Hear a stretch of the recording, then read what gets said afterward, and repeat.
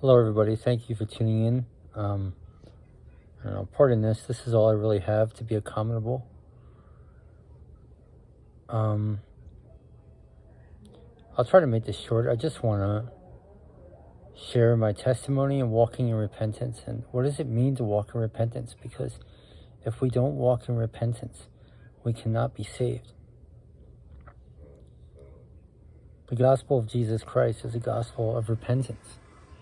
So what does that mean? It doesn't mean you have to get it right. It's a matter of the heart. God meets us where we're at. He knows our hearts, and that's what's in our hearts is what we take with us. So I just want to share my testimony and walking in repentance.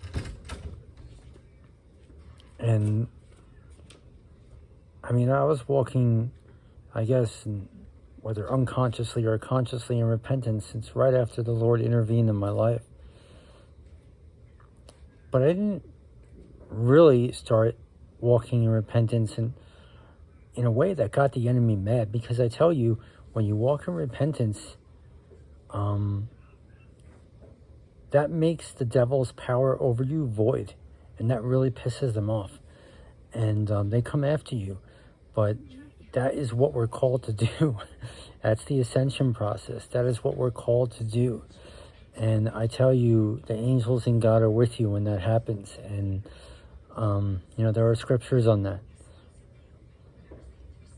So when I finally got to that stage, mistakenly, I started studying Adam and Eve. I started considering what our sin nature was. I started realizing that, we get sick, we age, we poop and all this stuff. And that's not how it was in the beginning. And once you start recognizing our sin nature, then you could really start walking in repentance. And that means you could start denying that sin nature.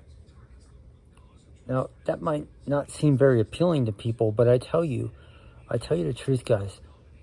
When you start doing that and you start living it, and then you see the fruit of it, that life is better, happiness is better, that you're not enslaved to lust, you're not enslaved to the sins of the flesh, you begin to see that joy. It's a joy to walk in repentance, to walk in virtue. It's a virtue. It's not about getting it right or wrong. And so that started my walk. And it wasn't until I started reading the Nag Hammadi scriptures that really set me off. And, I live it. Like, I'm under intense attack all the time. When I was living in New York City, you start despising the lust of the flesh. You see a pretty woman or anything, and all that kind of stuff. And, like I said, it's a matter of virtue.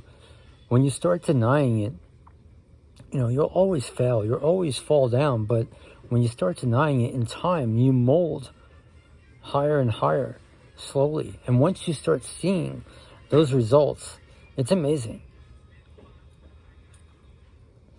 And it wasn't until I started reading the Nag Hammadi scriptures, reading about where our human body comes from, the truth about our existence and life.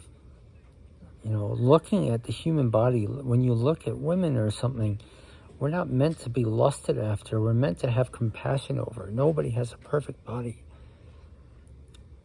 And when you start seeing past that, you realize, wow, these chains that everybody wears that thinks is so great, oh, they're just chains that weigh you down and never satisfy you. I tell you the truth. The lust of the flesh will never make you happy. And it is a true freedom. And once you sense that, it is a true joy. And I just kind of wanted to share that with people. So, I don't know. I mean, that's really the joy of walking in virtue. We're supposed to walk in virtue. So I just recommend, the key to this is staying in the scriptures and living by it. You don't have to get it right or wrong. It's about your heart. Ponder it.